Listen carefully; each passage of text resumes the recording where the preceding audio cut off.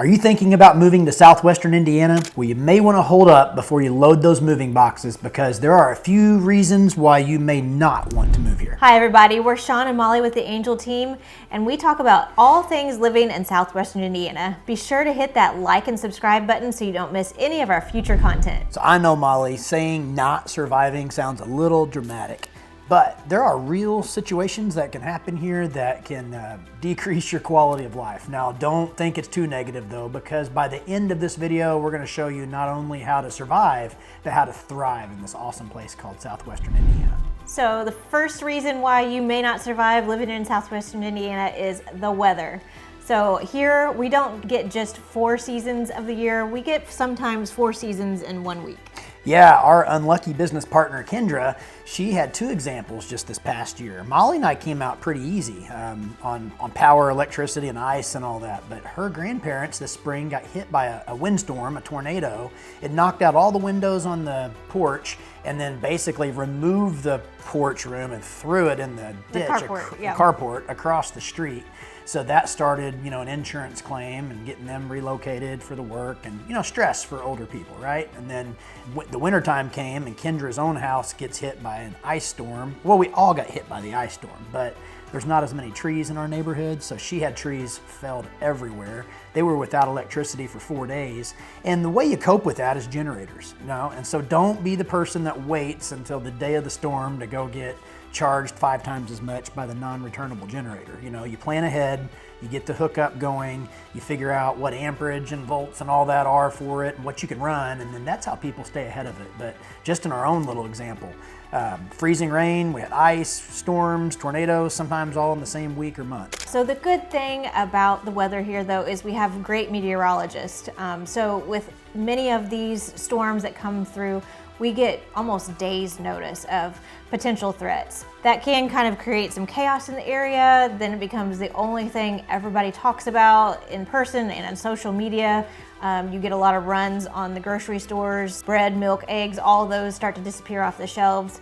But it is great that we can anticipate what could be heading our way, come up with action plans, and prepare a little bit. And I didn't really know people ate as much bread or drank as much milk as what they do, but the struggle is real around here with that. Shelves will be cleared, and she's right. That's all you're talking about to people because, people are interested in it.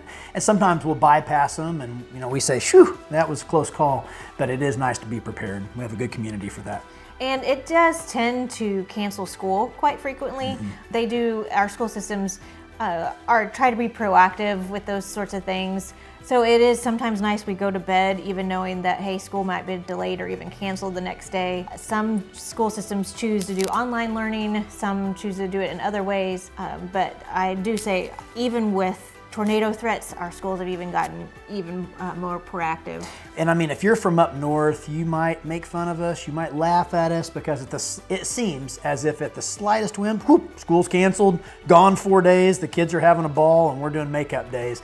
But it's a little bit more in depth than that. We have a big rural community around here, so very few of these schools only deal with city kids on iced and prepared streets where you're driving like that morning, late morning, on the road. These kids are out in the country, there's gravel, there's school buses involved, and there's not the plow routes and the prep routes for them. So, that there's more to the story when you have school canceled than just a 1-inch dusting of snow. It's the black ice that it created beneath it that's so dangerous, around here. Versus you go a little bit north of us, they're getting more just bulk snow. You're not getting the black ice as much. So if you guys know, 4-wheel drive doesn't matter when you're skidding sideways on black ice. I know that one. So that kind of covers spring with the tornadoes. Tornadoes are known in this area even in the fall, and winter with the ice storms and snow that we can get. But summer can be pretty darn brutal here too. This past summer, it was relentless. We had 90+ degree weather pretty much all through June, July, into August. The humidity was pretty bad along with it. We like to take evening walks, and even our evening walks weren't as pleasant as what we like to enjoy. So in the summertime, heat and humidity are definitely things that we deal with.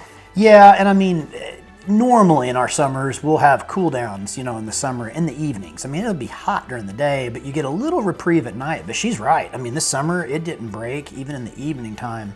And so you're hunkered up, enjoying the AC, and go to pools, you go to places where you can cool off and just wait for better times ahead. But I would say normally you do get that break in a little bit of the pattern with an evening, cool down. And, that brings us, when you're talking the humidity, it's, that's different than heat. So when you're not from Evansville, you're coming in from out of state. Maybe you come from someplace where there's no humidity. Man, I'm telling you what, 85 degrees with the humidity we get, it feels hot. I mean, it feels like 95 degrees maybe where you're from. And I know that because I work out in my garage and I can see the humidity gauge and the temperature gauge, and your sweat ducts are working, so we plan ahead. We pack extra clothes. I usually wear a shirt under a shirt so I can maybe soak up some sweat and not ruin my shirt.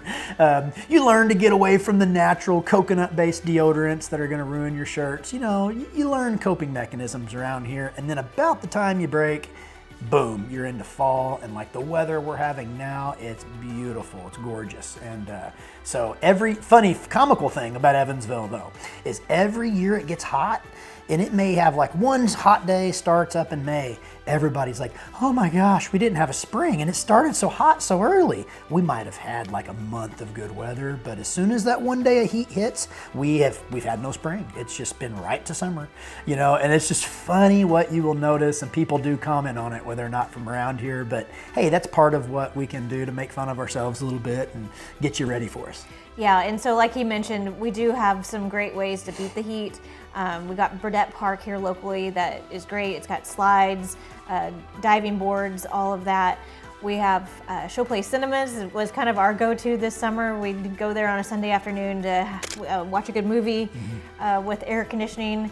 And we are a river town, so a lot of people choose to do boating or even head south to the lakes in Kentucky and kind of do the lake life and boat down there. So lots of ways to beat the heat when you need to. But kind of like we alluded to earlier was, experiencing all 4 seasons in 1 week. Sometimes you wake up in the morning and you need a sweatshirt. By the time it's noon, you need that sweatshirt off. By the time it's evening again, you need your jacket. So you just kind of learn to live with it. But yeah, those convertible pants that you can zip the zipper around your knees and then you can, go to shorts. Those convertible pants are great. So I use those a little bit when I'm outdoors. I would say one thing along with the weather we might add in is the seasonality is such that like snow is really cool. So if you like a little bit of snow but you don't want to be living with it forever, we're perfect for that, because you might have 3 or 4 days of decent sledding and then you're back to business as usual and it's already just melting off the parking lot. So a lot of people like the seasonal fluctuations where they're not stuck with heat all year, they're not stuck with cold all year. And then one last thing on weather we didn't hit on is rain. We do tend to be overachievers or underachievers in this category. So we have basically torrential rain. I mean, we had some flooding this year in areas that they're really not normally used to getting that much rain. So that's kind of been eye-opening for us. And then it might follow itself by a drought, and then everybody's hoping for rain. So you do get, kind of all or nothing in some cases around here, but kind of what makes it fun to be in Southwestern Indiana. If you're a multi-season person, you like this. So tell us down in the comments below, do you think you could survive the weather of Southwestern Indiana? What's the weather like where you live, and how could it be different here in Southwestern Indiana? Yeah. So reason number 2 why you might not survive living in Southwestern Indiana is our seasonal allergies. And if you have not dealt with them where you live, you might be dealing with them when you move to this area. Yeah, so we're a rural area, and as such, we're also a basin. So the Ohio River Valley is where you're moving here in Evansville. So valleys hold stuff. It takes major fronts to blow out some of that stagnant air and pollutants and things sometimes, but also farm fields. If you're planting in the spring, they're breaking open the ground, harvesting in the fall, and that's happening in and around all of your busy shopping areas. So you might have a nice dense shopping area, but quarter mile over is a 200-acre farm field. So ragweed's common, mold spores are very normal around here. Anywhere you get humidity, you get heat, you get that fluctuation of temperatures. You got the potential for mold. A lot of pollen. Just you name it. I mean, things that are growing. I mean, super weeds growing in the farm fields. I mean, everything in nature, right, gives off its own ability to cause problems and defend itself. So we have to deal with that through our airways, on that. And if you're not like really bulletproof to allergies, I promise you, you will get some sort of allergy here. If you don't think you have allergies, you might when you live here. Now, I'll say, how do we deal with that? We don't avoid the cool parts of outdoors. That's what makes Southwestern Indiana fun. We have open air football games. We go outside. We boat on the river. But like our son, he's got really bad allergies. I'll be honest, he'd probably be better off out west somewhere. We say that all the time. But he got started with a neti pot, the little like genie looking dish that goes in your nose. And then we moved him to something else that's like a little jug. It's easier to use. And he does nasal irrigation every morning. It's a lifesaver for him.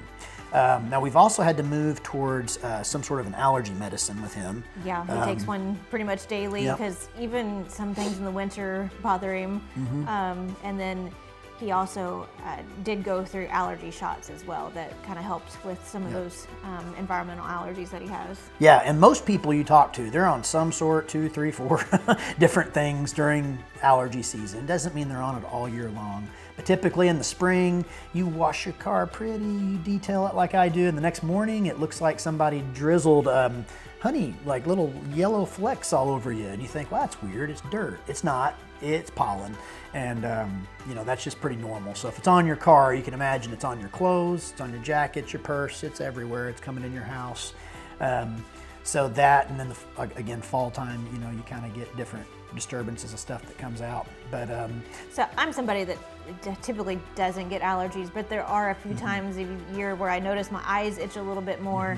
I might be sneezing a few more times, but I am luckily one that I wouldn't say I suffer from allergies. Now we're kind of health nuts just by nature, by family, and so we actually have some solutions that we could share with you. So a good whole house filter, like HEPA, is really good. It gets all the little small micron pore type things, so HEPA filters, you can buy those to put them individually in different rooms. So we did that. We put a filter in each of our kids' room, and it just helps to capture stuff. The other thing we did, which is getting sounds scientific, it's not too expensive, but we put a needlepoint ionization, or what you call cold plasma system, in our furnace. And it's easy. You just leave the furnace on blower the whole time. So it cycles heat and cold based on how your thermostat settings are set. But what it's doing is it's going out and it sees pollen, and it shoots a little current in the air, and it'll get pollen out, dander. It's good for environmental off-gassing.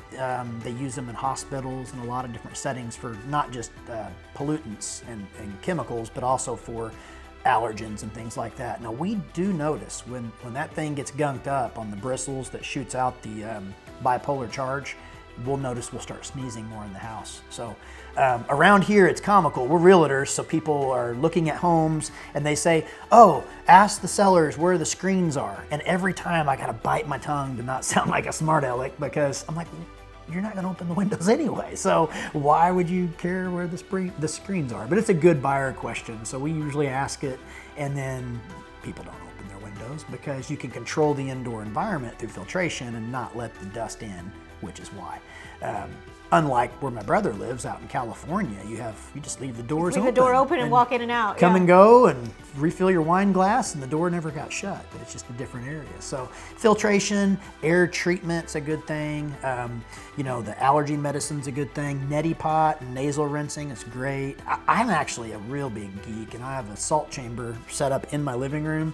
I'll get into that thing, and she makes fun of me, but I'm telling you, it clears out any pollutants in my system. So I think it'd be a little more reasonable to tell people about local honey. That is one thing for people that don't want to be on the medications or go through the shots or something. You can take local honey, which I guess it has the local things that come from your air in it, and it helps your immune system kind of fight off those allergies. Yeah, look that up. It's a little bit of like heals like. You take a little bit of an allergen to kind of defend against an allergen kind of thing. So, but yeah, there it is. There's the allergy thing. So you need to be ready for it, but we can help you with some coping mechanisms. Okay, reason number 3 that you might not survive living in Southwestern Indiana, and that's everyone knows everyone. And I do mean everyone knows everyone. Molly? So if you come from a bigger city, you might have some level of anonymity where you can go shopping or go out to dinner and not see anyone you know. But that typically doesn't happen here. If you don't want to be seen in your sweats at Walmart, then you better dress up a little bit nicer, because you are going to probably run into your kid's teacher or a neighbor or your best friend or even a family member, or you might run into all four of those while you're there. So, or your kid's friend knows your teacher, who knows your aunt, who knows your grandma. I mean, it happens. Yeah, so usually when I meet someone new in this town, and I'm a Facebook person, so I'll go to Facebook, we usually have like 20 to 30 people mutually that already know each other. So it's like, you kind of have to watch who you talk about because somebody either knows them or is related to them. That's very true. But you know, if that makes you nervous, don't get too nervous, because the good side of that is in smaller communities, and I lump Evansville in, we are still not considered like a top, community in the world as far as size, right? I mean, Indianapolis would be on that ranking, but not Evansville. So we share many of the small town vibes that like Mount Vernon, Boonville, Chandler, Elberfeld all share. I mean, if your car's broke down on the side of the road, sure, people are driving by, but you might have 3, 4, 5 people, stopping by to help you change a tire on a Sunday afternoon. You see that, if your cell phone's out of juice, you're looking around, people, oh, hey, I got a charger. I mean, so we're a helping community. And you might think, well, Evansville, I looked it up. It's not a small town, Shaun. It's not. But remember, if you're looking at our other videos, we have this whole quadrant thing, the west side, north side, south side, east side. So each one of those areas kind of operates like their own little ecosystem.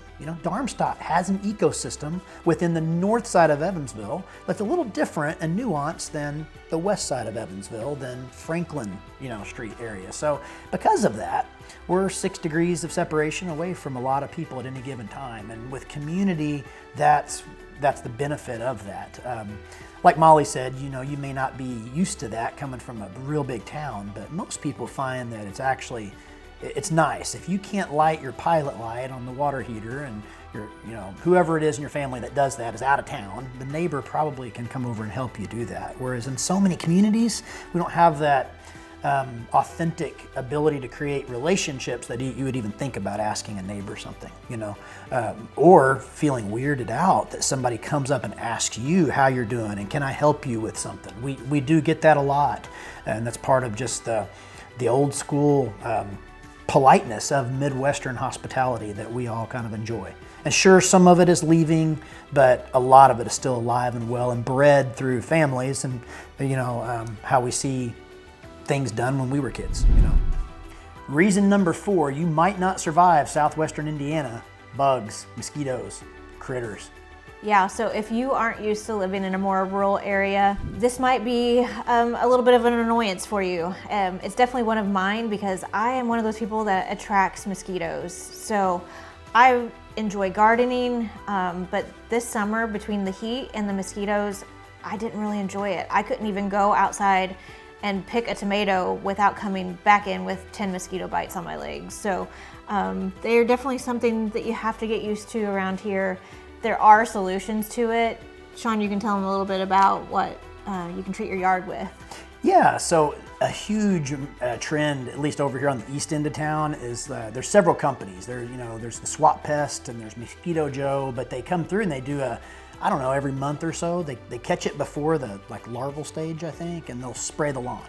They won't spray your plants or your garden or anything like that, but they'll spray the lawn and it stops that hatching. And then about every month they come in and bump it with the spray. And so you don't suck down the air, but it's in and out. It kills that larval stage, and you'll be so surprised. People have pools or they play outdoor games, and that is the one budget bill they will not be without, is that mosquito spray, believe it or not, outdoors. I think we'll be adding it to our budget next year, because I would definitely like to enjoy being outside more next year. Yeah, so the mosquitoes, she kind of led with the really nasty one. They love her. She's sweet or something. Me, I don't know, I drink too much coffee or something. They don't like me. I'm okay on mosquitoes.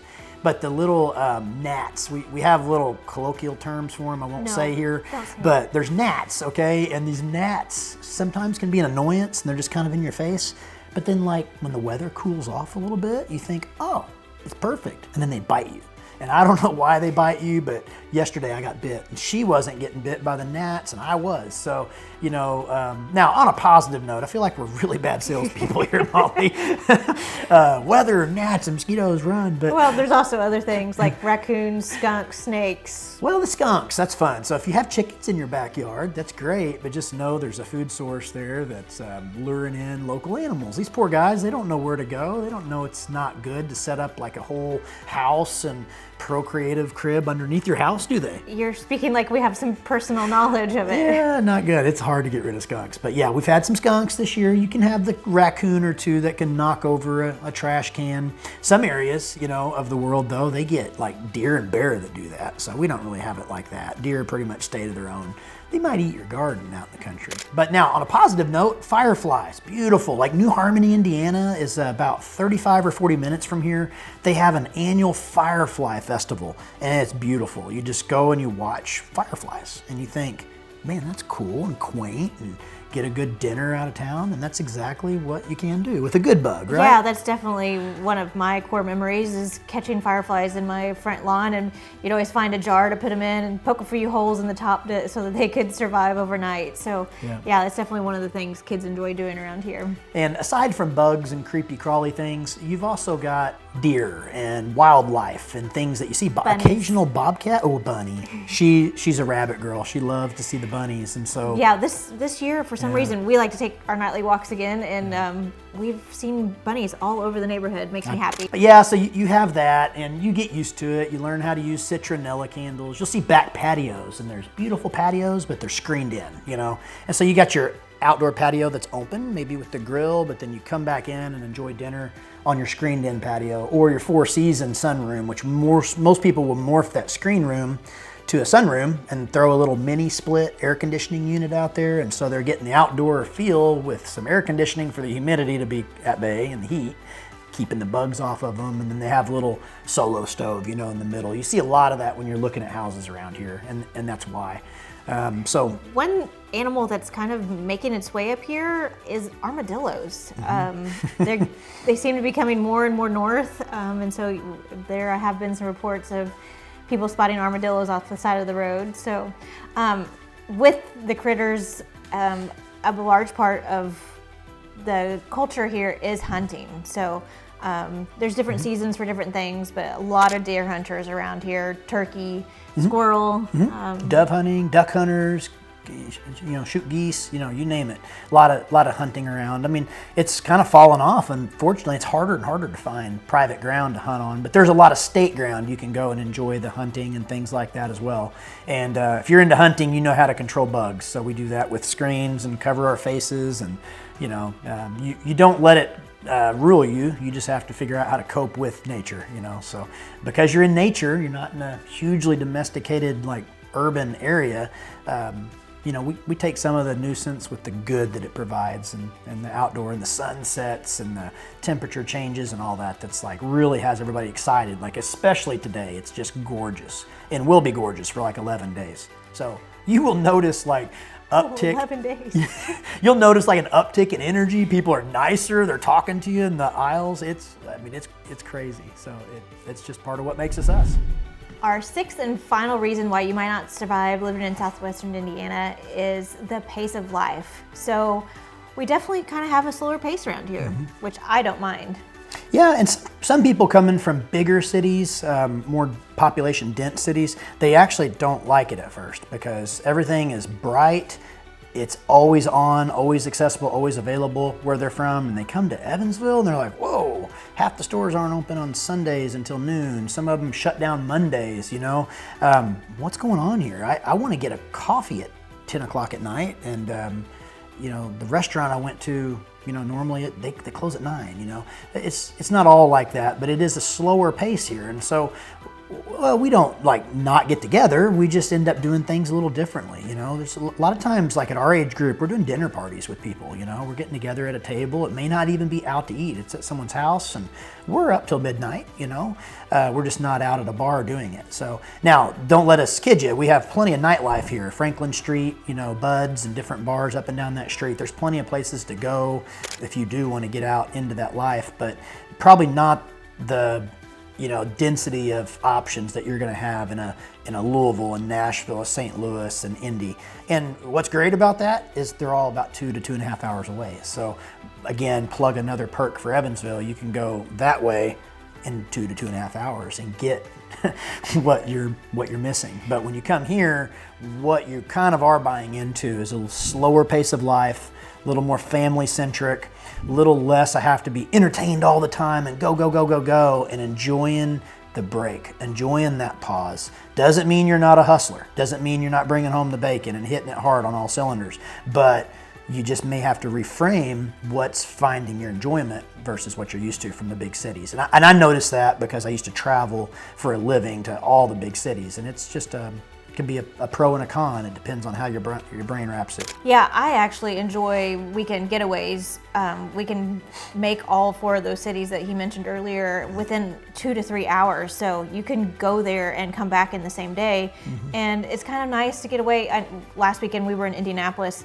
My daughter said, "Oh, I wish we had all these stores in Evansville." And I was kind of like, I'm kind of glad we don't. It gives us a reason to leave town for a day. And go shop and see something new that we don't have here. So we don't have a lot of the luxury brands. You've got to go to the bigger cities if you're like a Louis Vuitton girl or something like that. But again, then you can make a weekend trip out of it if you want to stay for a night, but you can make it there and back to most of those big cities in a day. And, when it comes to entertainment, we do have the Ford Center. They bring in some good entertainment. We used to have what was it previously called? Robert Stadium. Robert Stadium brought in some great people. Like, we had some big time country people, rock people, and all that. We don't tend to get that anymore. Those types of entertainers went the bigger cities. So again, you can make weekend trips out of going to Nashville or Indy or St. Louis or Louisville to see more of the bigger entertainers. Yeah, and just to plug in on what Molly's saying, you end up having, I guess what I would call it is almost the culture of your family. Like, I have a friend, they have a big culture on going to the sales tax free shopping down in Nashville, okay? And they go clothes shopping and school shopping every year. It's almost like a vacation for them. You have other people that are Cardinals fans, and so their culture is St. Louis, and it's, Cardinals. We don't so much hear about people running to Cincinnati, but they run to Louisville a lot because fashion's good in Louisville, then a lot of shopping. The Colts fans, they're going to Indianapolis during the football season. So. Yeah, and so it's very normal. It's not odd at all to say, hey, I don't care that I don't live on a massive lake in Evansville, I'm down at the lake. Well, that means Barkley or Kentucky Lake, and it's somebody who has a second house down there, maybe they've got a camper down there, or they're just going for an Airbnb stay and they rent a boat and they go. So we're very used to being localized and then transient out for our hobbies and our things, So same thing, we get snowbirds. They live in Evansville, but they want more of that climate that we don't provide all year round, and they snowbird, or they live half the year down in Florida when they retire, and they come back up to their house in Indiana, so they don't totally disconnect from grandkids. I will say too, you're generally not flying to Florida. We're very used to driving to Florida. So the culture becomes such that we're close enough to a lot of things to make it work within our lives. But part of what brings people back, what they love about our community, is it is a community. It's not a massive metropolis city where you're lost. You know people, you go to church with people, school with people, you eat with people, and they like that bridge between busyness. I can get most of what I want in the big cities, and you know what? It's fine if I need to go to Trader Joe's in Louisville to get my special $4 chuck or whatever it is, right? So there you have it, the 6 reasons why you might not survive living in Southwestern Indiana. But hopefully we gave you some good ways to handle each one of them. And while some people see them as challenges, the people that embrace it really love living here and love to call it home. Yeah, and seriously, reach out to us. You may be just evaluating your next move. You work from home, you could be anywhere, and you're drawn to us initially because you hear about lower property taxes or slower pace of living. Or, we get people that want to do small-time farms, little micro farms that work from home. We get people that want to get away into what they consider as a more family-centric environment. Reach out to us. We would love to help you. Our team, we're steeped in the knowledge of the area, and we can go a little deeper with you. We understand that cost of goods house pricing, days on market, what kind of deal can I get? We understand the values on the finances. We also can help you understand the values on the family side and what the Evansville area will offer you. And maybe it's not Evansville, maybe it's Newburgh, maybe it's Chandler, Elberfeld, Boonville, Rockport, Rio, Mount Vernon. It could be a lot of different communities around here.